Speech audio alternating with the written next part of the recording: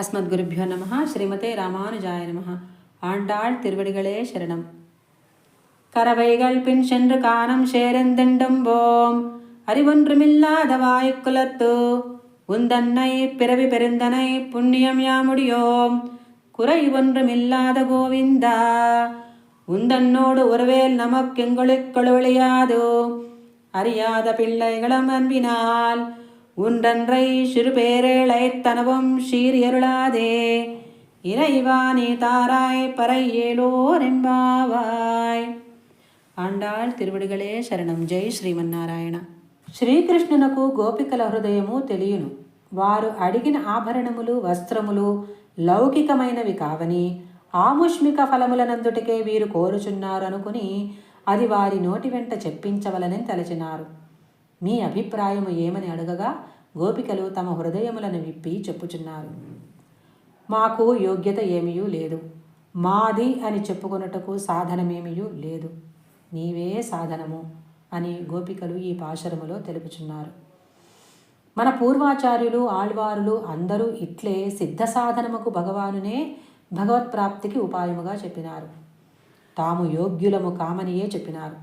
అపరాధములు క్షమించమని అర్థించినారు. అట్లే గోపికలు కూడా భగవానునే ఉపాయముగా ఆశ్రయించినామని ఈ పాశురంలో చెప్పుచున్నారు. పశువుల వెంట అడవికి పోయి అచటనే శుచినియమములు లేక తిని తిరిగడి వారము.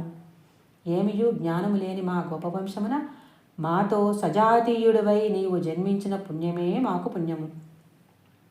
ప్రేమ వలన నిన్ను గోవిందా అని పేరు పెట్టి పిలిచినాము. కోపము తెచ్చుకొనకము, మాకు అపేక్షితమగు పరను ఒసగుము అని గోపికలు అనుచున్నారు. సంసారము నుండి విడివడిన ముక్త పురుషుడు పరమపదమున పరమాత్మతో కలిసి అనుభవించు భోగమునే గోపికలు వెనుకటి పాశురమున కాంక్షించినారు. అయినచో మీ సాధనానుష్ఠానమేమిటి అని కృష్ణుడు వారిని అడిగినాడు. మేము పశువులు అనే గురువులనే ఆశ్రయించినాము. వాటి వెంట పోయి వాటిని మేపి మేము భోజనము చేయుటయే మా పని అని గోపికలన్నారు. వేదార్థ పరిజ్ఞానమునకు వేదాధ్యయనము అవసరము. దానికి గురుకుల వాసము సాధనము. గురుకులములో విశుద్ధులైన జ్ఞానవృద్ధులైన ఆచార్యులను ఆశ్రయింపవలెను. కానీ ఇచట గోపికలు ఆశ్రయించిన గురువులు విద్యాగంధము లేని పశువులు కావున భగవత్ప్రాప్తికి సాధనము గోపికలకు ఏమీయూ లేదని తెలియచున్నది. శ్రీకృష్ణుడు ఏదో విధముగా తమకు యోగ్యత ఉన్నదని చూపి తమను స్వీకరింపక వదలునేమోనని ఏ యోగ్యత తమకు లేదని గోపికలు చెప్పినారు. పోని మీ వద్ద సుకృతము ఏమైనా ఉన్నదా అని కృష్ణుడు ప్రశ్నించినాడు. జ్ఞానగంధము లేని మా గోపవంశమున నీవు జన్మనెత్తినటువంటి పుణ్యము కలవారము అనినారు. భగవానుడే ఉపాయము అని నమ్మిన వారు గోపికలు కావున ఏ ధర్మమును ఉపాయముగా ఆచరింపరాదు. నీతో మాకుండు సంబంధము పోగొట్టుకుందమన్నను పోవనిది కాదు. మన సంబంధము సూర్యునకు ప్రభకు గల సంబంధము వంటిది. అకారము నీవు, మకారమే మేము. నీ గోవిందత్వమును అంగీకరింపని శిశుపాలుడు భంగపడినాడు. అంగీకరించిన అర్జునుని నెత్తిన పెట్టుకున్నావు. అట్లే మా కార్యములను కూడా నిర్వర్తింపవలయను. నీకు మాకు నవవిధ సంబంధములున్నవి.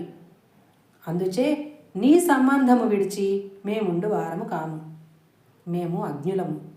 ప్రేమచే మాత్రమే నిన్ను ప్రేమతో పిలిచితిమి, కోపగించకము అనినారు గోపికలు. భగవన్నామములలో ఏది అందరకు సులభ సమాశ్రయణీయమై సర్వఫలప్రదమగునో అది ఏ పెద్ద పేరు.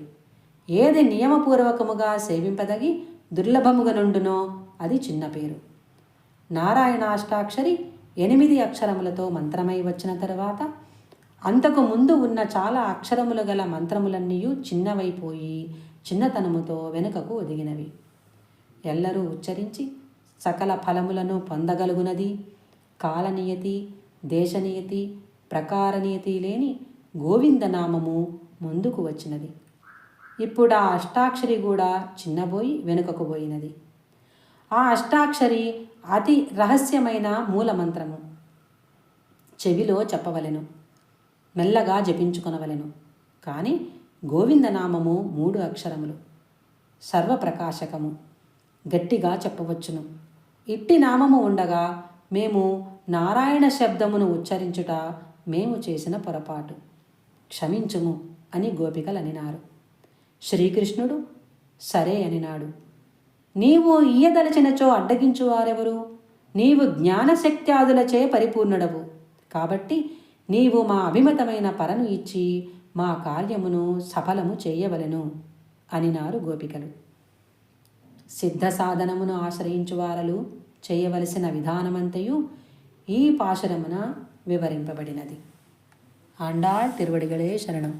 జై శ్రీమన్నారాయణ.